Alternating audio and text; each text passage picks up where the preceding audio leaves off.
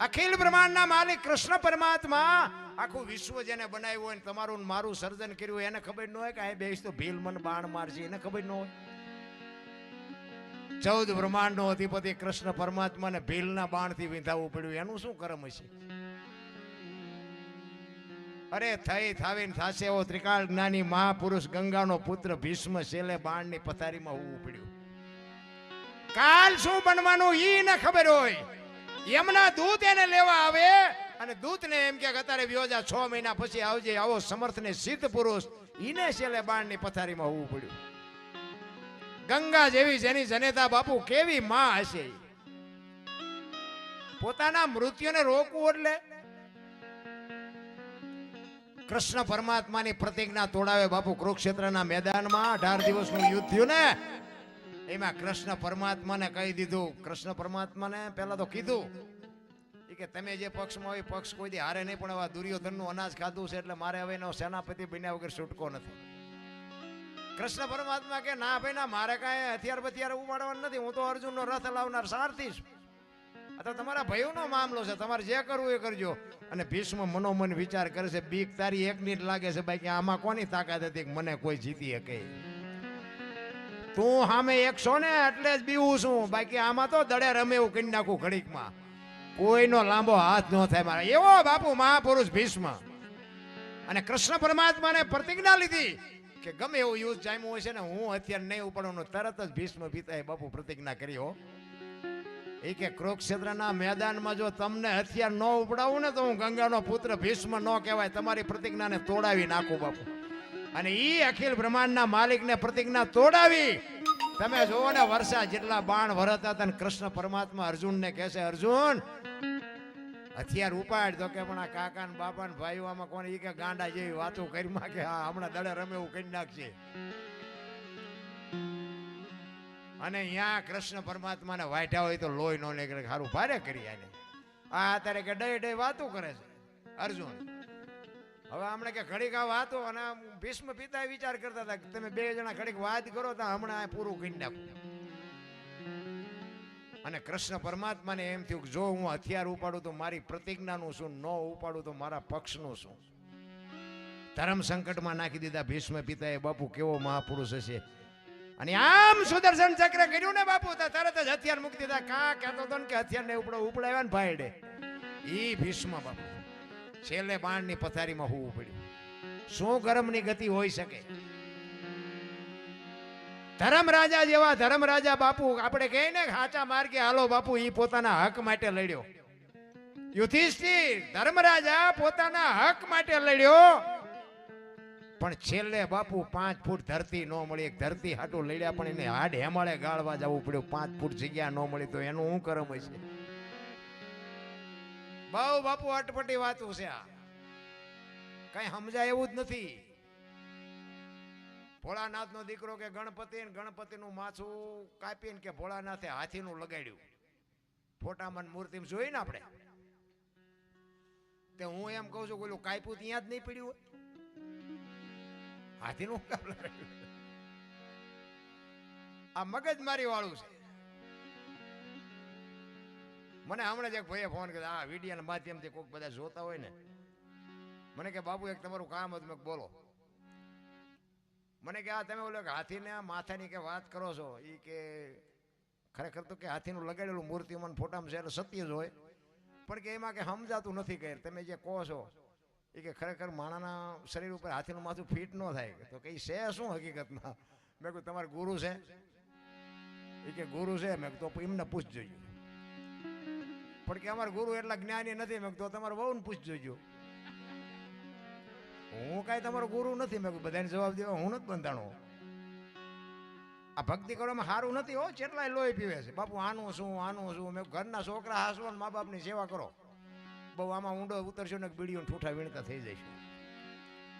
પેલા મેં જન્મા, પછી જન્મા બડા ભાઈ ધામધૂમથી મારા બાપા જન્મ્યા, પછી જન્મી મારી માં. આવું હોય વાહ ભાઈ નાખે ને કોક. પેલા હું જન્મ્યો, પછી મારા મોટા ભાઈ, પછી મારા બાપા ને પછી મારી માં. અમે કહીએ છીએ કે આવું હોય. તમને ન સમજાય તમારો પ્રશ્ન છે. આની માટે સદગુરુ જોવે.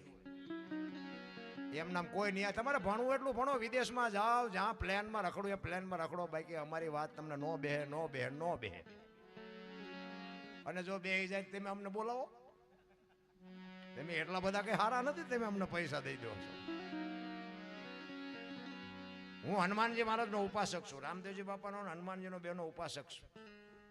આ આપણો જો મેળ પડ્યો ને તો આ બે જ આપણો મેળ પડ્યો છે. નકર આપણને તો કા ઉપર વ્યા જાવ ને કા માઇલ પાવ તમારે નો હોત.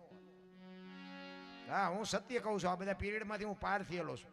આ પહેરેલા હગા નથી થતા ને આપણા છે ને એ આમ મારે મૂકી દેતા હતા. પછી આ ભજનનો મારે તમને કોઈને હુજવાનું જ નથી, કારણ કે પૈસા જ એટલા છે. અધર માથું જ નથી કરી શકવાના તમે. આ હાકડીમાં આવ્યા વગેરે હનુમાન ચાલીસા આવડે જ નહીં. હાકડીમાં આવે પછી જ હનુમાન તમને યાદ આવે. અને તમે હાકડીમાં આવો ને હનુમાન ચાલીસા ચાલુ કરો તો હનુમાનને ન ખબર હોય. જિંદગીમાં બોલ્યો નથી, મયથી એકલો. રોજનો રિયાઝ જોઈ બાપુ એ આવીને ઉભો રહે, 100%ની વાત છે. અને અમે વાત સાંભળી, અમને હમણાં ભાઈ કહેતા હતા એ કે અમારે પહેલાં નાની મૂર્તિ હતી ને અત્યારે વધે છે. ખરેખર હનુમાનજી તો વધે જ છે 100%. અમારે અહીંયા 3 મૂર્તિ એવી છે, 3 જગ્યાએ એવા મંદિર છે. એક તો મારા ખેતરના શેઠે છે, વર્ષો પુરાણી રાજાશાહી વખતની. અને કોકને સપનામાં આવ્યા ને કીધું કે આમાં માયા છે. એ માયાની ખબર પડે એટલે કોઈ દિવસ જાય નહીં, કોઈ ભાગ પડાવે. આપણે આખે આખું બધાને આખું જ ખાઈ જવું છે. પછી ગળે રેને ઉલટ્યું કરે રાતે જ્યાં ખોદવા 4-5 જણા જે સવારે 7 ફૂટ ખોદ્યું ને પછી બાપુ ભડાકો થયો ને પછી જે ભાગ્યા જોડા પડ્યા રહ્યા અહીંયા. અમારે એવા હનુમાનજી છે. એ બાપુ મૂર્તિ નાની હોય છે, અત્યારે મારા જેવડી છે. કોક વાર આવો અહીંયા હું તમને દર્શન કરાવું. મારા ખેતરના શેઠે. કહેવાનો મારો મિનિંગ, હનુમાનજી બાપુ અષ્ટ સિદ્ધિ નવ નિધિ કે દાતા અસબર દીન જાનકી માતા બાપુ માં ભગવતી સીતાજીએ એને અજર અમરનું વરદાન આપ્યું છે.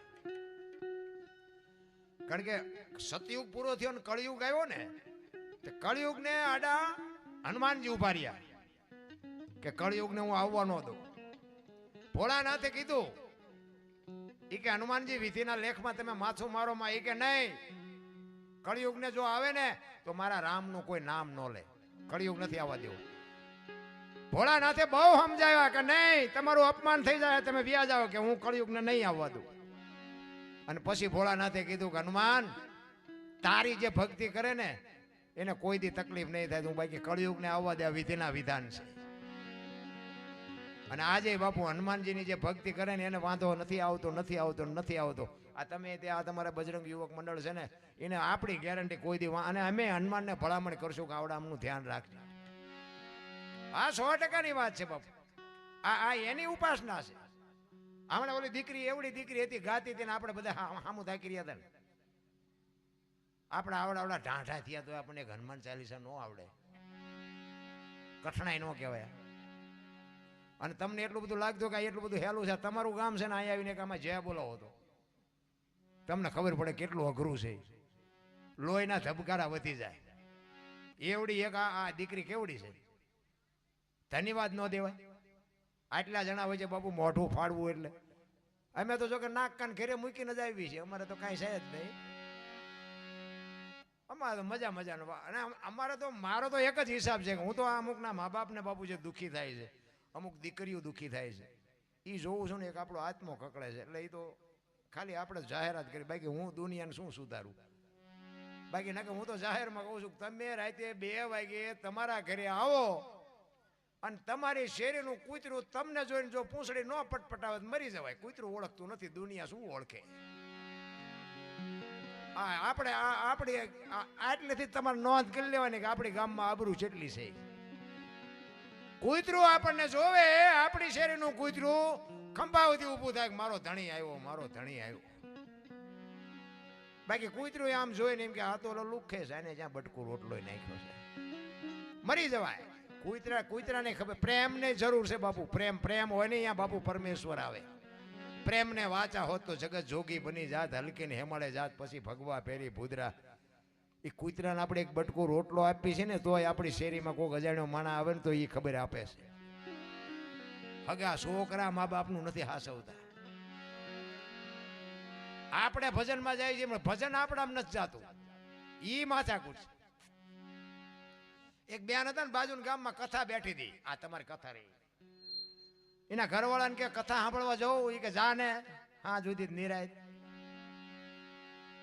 જીયા બેન હા જે આવ્યા, એનો ઘરવાળો કે કથા સાંભળવા ગઈ હતી, કે હા શું બાપુ વાંચતા હતી, કે માણા માણા માણા. એ કે પણ બાપુ હું કે કેટલા બધા માંડવા, પણ કે બાપુ હું વાંચે કે મોટા મોટા તેપેલા ને કેટલું રાંધેલું ને કેટલા માણા ખાય. એ કે પણ બાપુ હું વાંચતા હતા, ઈ તો કે ઈ કે એટલા બધા માણા થોડું સંભળાય. નકરી બહાર બહાર જ રખડી, બોલો સગડોળમાં બેઠી, સકડીમાં બેઠી, અહીંથી કે કથા સાંભળવા જવું. હજી આપણે બહાર બહાર રખડતા એવું નથી લાગતું? એક ઘડી આધી મેં બાપુ 24 કલાકમાં કાંઈક કરજો, એ તમારી મારી હારે આવવાનું છે. બાકી તો હરો ફરો મોજ કરો, ભગવાન આપ્યો ખાઓ પીવો વાપરો. આપણા ગરડાને હારા લુગડા નથી જીડ્યા, થીગડા ઉપર થીગડા મારતા હતા, અત્યારે ફાટલા પહેરવાનું ચાલુ કર્યું. એટલે જીન્સમાં માથા વ્યા છે એવડા પાકા હોય. તમે જોવો તો ખરા, આ ભણતર તો જોવો તમે.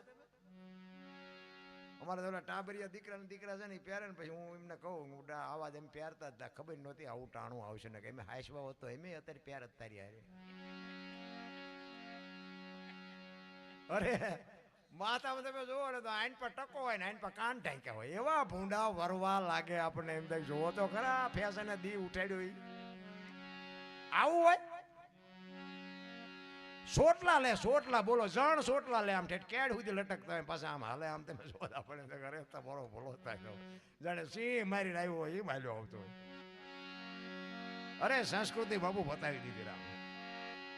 હનુમાનજી મહારાજનું સાનિધ્ય છે ત્યારે આપણે એક રામાયણ ઉપર જવું છે. હનુમાનજી રામચંદ્ર પરમાત્મા એ 14 વર્ષ વનમાં રહ્યા, પછી અહીંયા હનુમાનજી ગયા ને પછી આવ્યા ને ખબર આપી કે સીતાજી છે અહીંયા. પછી શેતબંધુ રામેશ્વરની સ્થાપના થઈ. એટલે હનુમાનજી મહારાજ આમ પથ્થર મૂકે, હમણાં ભાઈએ વાત કરી ને એમ પથ્થર મૂકે અને બાપુ પાણા તરે. એમાં રાવણના જે સૈનિકો હતા ને એ ગભરાઈ ગયા, કે હારા આમને પાણા મૂકે ને તરે, આમને પોગાય કેવી રીતે, આ તો મારી નાખે. રાવણ પાસે જઈને કીધું, એ કે સીતાજીને હોંપી દો ને. કે કેમ?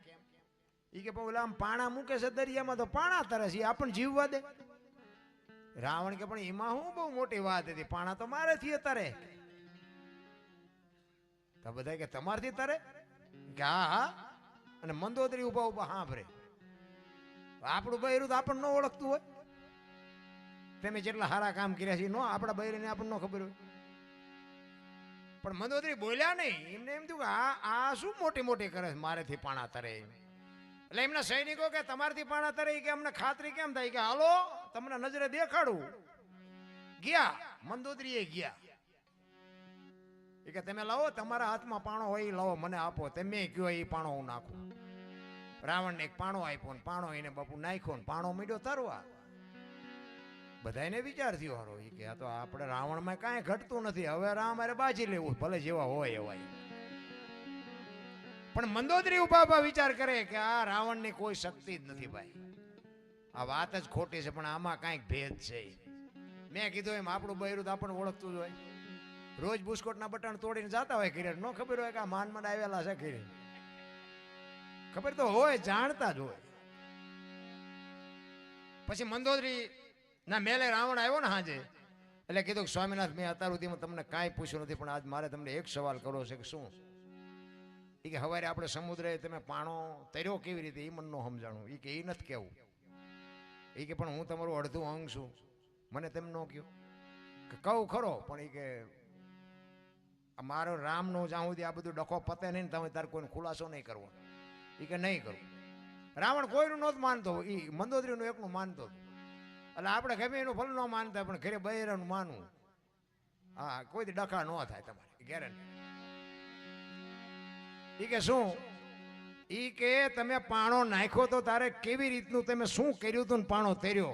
એ કે મેં પાણાને આમ ઘા કર્યો ને તાર પાણાને મેં કીધું તું જો તું ન તરીને તો તને રામ દુઆય છે, એટલે પાણો તર્યો તો. કે તો બરોબર ને, કે તમે જેટલા પુણ્યશાળી છો એ મને ખબર છે.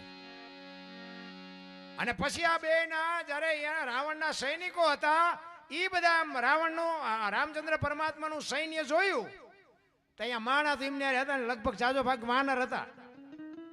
એમાં રાવણના સૈનિકો રાજી રાજી રેડ થઈ ગયા.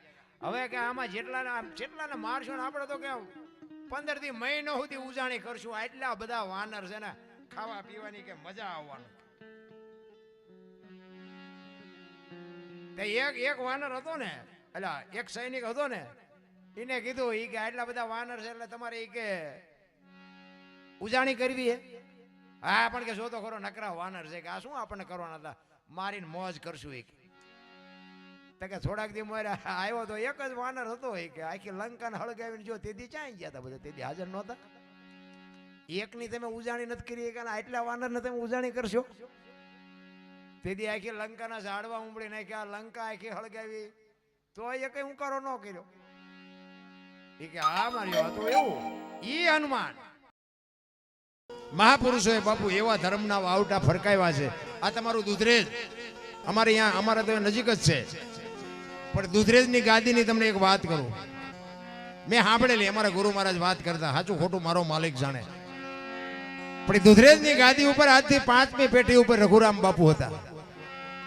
આજ કનીરામ બાપુ છે, એની પહેલા કલ્યાણદાસ બાપુ હતા, એની પહેલા ગોમતીદાસ બાપુ હતા, એની પહેલા જીવરામ બાપુ હતા, અને એની પહેલા રઘુરામ બાપુ હતા.